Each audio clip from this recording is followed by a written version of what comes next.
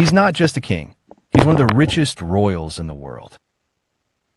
With billions in assets, a private empire, and influence stretching across Africa. In the heart of North Africa, there lives a man whose wealth, power, and influence stretch far beyond the palace walls. He's a king, a businessman, a symbol of tradition and a beacon of modern influence. But outside the palace gates, millions of his people live in poverty. This is the story of Mohammed VI, the King of Morocco, and the deep divide between royal wealth and public struggle. In this video, we dive deep into the life, legacy, power, and fortune of the man often called the billionaire king. Subscribe for more content on the world's most powerful people. Born on August 21st, 1963, Mohammed VI is the 23rd monarch of the Alawite dynasty, which has ruled Morocco since the 17th century. He is the son of King Hassan II, a dominant figure in Morocco's modern history. From the beginning, Mohammed VI was groomed for leadership. At just 4 years old, he was already attending public events with his father. He studied law at Mohammed V University in Rabat, then earned a PhD in law from the University of Nice Sophia Antipolis in France, with a focus on international relations and law.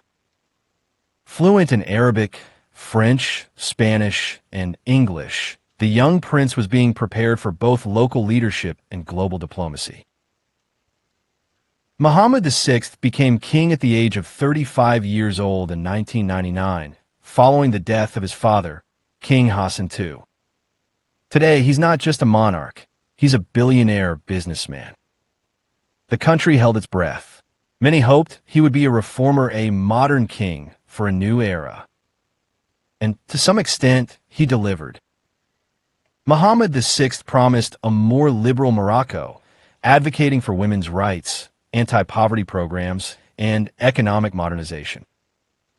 While he rules a country of over 37 million people, King Mohammed VI also runs a massive business empire through Mada, formerly known as Société Nationale d'Investissement. Mada is a royal holding company, controlling major stakes in some of Morocco's largest industries. Attijariwafa Bank, one of the biggest financial institutions in Africa. MoroccoThe, the country's largest telecommunications provider. Lafarge Holcim, construction and cement. Mining, agriculture, energy, and retail ventures. According to Forbes and various financial sources, King Mohammed VI's net worth is estimated to $5 billion. And that's just the visible portion. Many assets are shielded by the royal family's control structures. It's one of the most powerful economic machines in Africa, and he's at the center of it. His lifestyle is just as grand as his fortune. The royal household reportedly spends around $1 million per day on maintenance and operations. King Mohammed VI owns multiple palaces across Morocco, including the Grand Dar Al Mokhsen in Rabat, a massive private palace in Marrakesh, and residences abroad in France and Gabon. His known passions? Fine watches, bespoke suits, custom Mercedes and Rolls-Royce cars, thoroughbred horses, and exotic art collections. Despite his billionaire status, the king invests heavily in philanthropy. Through the Mohammed VI Foundation for Solidarity, he funds education, healthcare, housing, and poverty relief projects, especially in rural areas. However, critics argue that much of the wealth stays concentrated among Morocco's elites. While reforms have modernized the kingdom, freedom of press, political dissent, and economic inequality remain sensitive issues. To put things in perspective, Morocco's GDP is around $142 billion. The king alone controls roughly 2 to 3% of that. That's more than many multinational corporations. Now let's compare that to the life of ordinary Moroccans. The average person earns about $4,000 per year. Many survive on less than $10 a day, while King Mohammed VI holds wealth equal to nearly 900,000 Moroccans combined. King Mohammed VI lives a life few can imagine, surrounded by luxury, power, and immense wealth. His personal fortune is estimated between $2 to $5 billion, making him one of Africa's richest monarchs.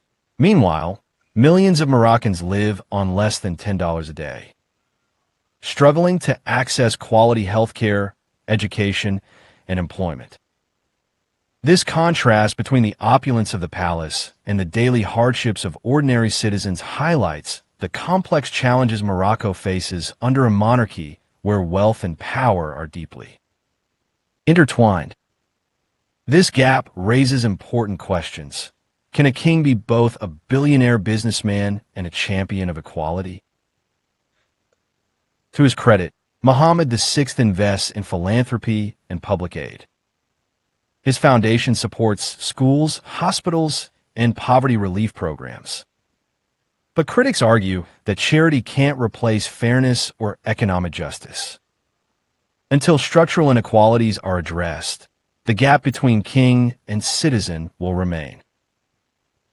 Over 2 decades into his reign, Mohammed VI has helped stabilize Morocco, invested in Africa-wide influence, and guided the nation toward a tech-driven, green future. But with a growing youth population and rising calls for transparency and opportunity, his greatest challenge may lie ahead, balancing the throne and the billions with the people's expectations. For many Moroccans, King Mohammed VI is seen as a modernizer. But for others, he's the face of a system that keeps wealth at the top. As Morocco faces inflation, youth unemployment, and housing crises, the spotlight on royal privilege grows brighter. As Morocco faces inflation, youth unemployment, and housing crises, the spotlight on royal privilege grows brighter. So what do you think? Is King Mohammed VI a symbol of Morocco's prosperity or a reflection of its inequality? Comment below, like, and subscribe for more stories of power and wealth around the world.